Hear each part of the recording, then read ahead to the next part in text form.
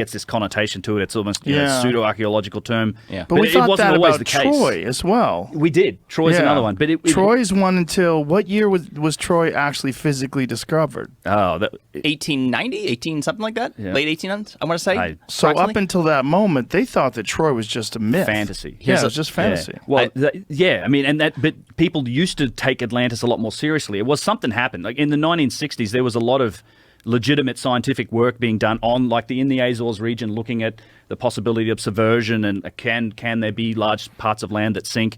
And then something happened where it's like the establishment just turned on it and it became this pseudo term, and anyone who mentioned it was kind of dismissed and shaken off in the same way that they're treating guys like Hancock and with his ancient apocalypse series are now. Yeah. But I don't know specifically what happened, but it used to be taken a lot more seriously, and there's certainly a lot of evidence coming from prior cultures that something did exist. And I think now we've got a massive body of evidence that suggests our history as a species and as a civilization goes way back, much further than what we've thought about as being our own history since, right up until 2006, we pretty much thought, nope, the last 6,000 years, that's when we stopped being cavemen and became, started building cities and organized societies and things like that. And that's whole game the has changed gatekeepers of academia, just the stuff that you two gentlemen put on your YouTube pages should open up fields of inquiry. People should be reaching out to you. They should be having you speak at universities. They should be watching your videos.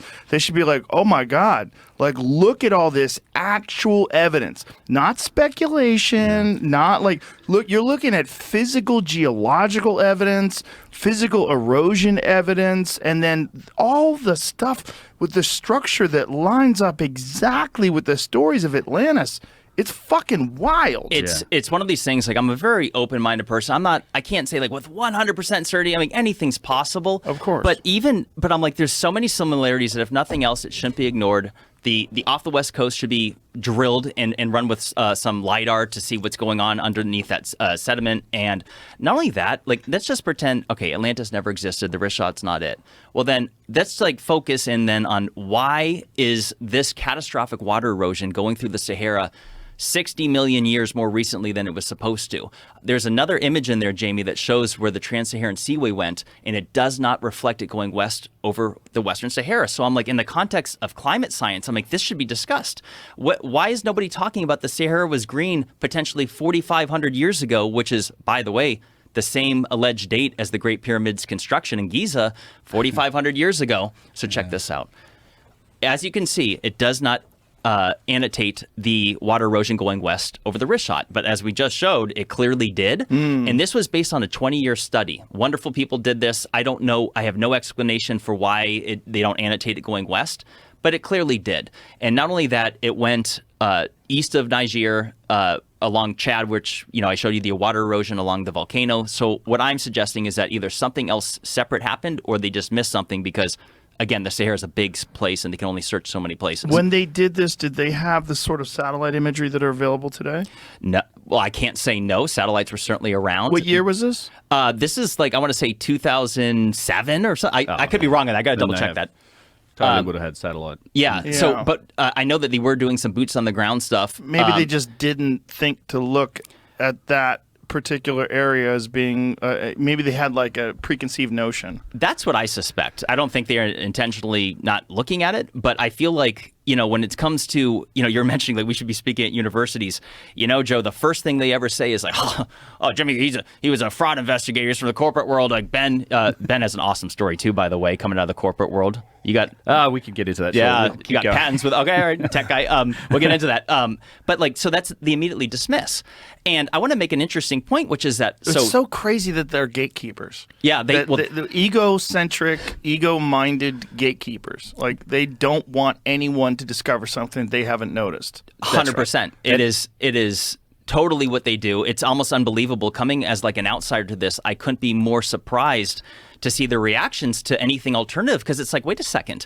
The success of the things that we present, the success of Graham Hancock's Ancient Apocalypse show, any true enthusiast of ancient history or geology, this is a win-win for everybody because it's gaining interest in these unanswered questions, and everybody would stand to gain from it. Like archaeologists, like if it was up to me, they'd be out there digging right now because of this stuff. But the problem is they have already made these assertions. They've already published papers. They've already written books. And those books would now be disproven, and they would look foolish, and they do not want to look foolish. They're throwing everything at ancient apocalypse. They really are. Every word in the book. I don't even want to utter it. Racism. Yeah, white supremacists. And white supremacy. How is it white supremacy to say that people who lived 12,000 years ago, we have zero idea what color they were. We have zero idea what they looked like. We're literally talking about human beings, fellow human beings, that created some unbelievably magnificent structures that exist today. Yeah. To call that, or to somehow or another connect that to racism, like how? It's ad hominem. The only reason why you would do this, it's one of two things. I've listened to their arguments, and it's either one of two. I'm just going to say it. I'll be bold. They're either really stupid to associate that with racism, or they're doing exactly what I see going for anyone that says something counter to a narrative, which is we need to cancel this person, shut them up. Yes. And I had a friend reach out to me when this show came out, and they Googled, I don't even want to say this, but it has to be said. They Googled Graham Hancock, and there's articles at the top linking him to white supremacy. I'm like, this is, in my mind, that's why they do it, because they want to just shout some doubt on you. Well, it's trying to generate outrage without addressing the things that he says, and addressing his specific arguments. He's married to an Indian woman. It's everything about it is fucking dumb. And he's one of the. He's the nicest guy in the world. I know Graham pretty well too. He is. He's one of the most considerate people you ever meet. He's so nice, and he's just so inquisitive, and he's been so courageous his entire career. And the more time goes on, the more he's validated. It's the true. More really? Yes. I mean, you go back to Fingerprints of the Gods. I read about that in the 90s. I read that book in the 90s, and that's when I got really into his stuff. And back then, if you brought it up, people would go, oh, he's a kook. This is not.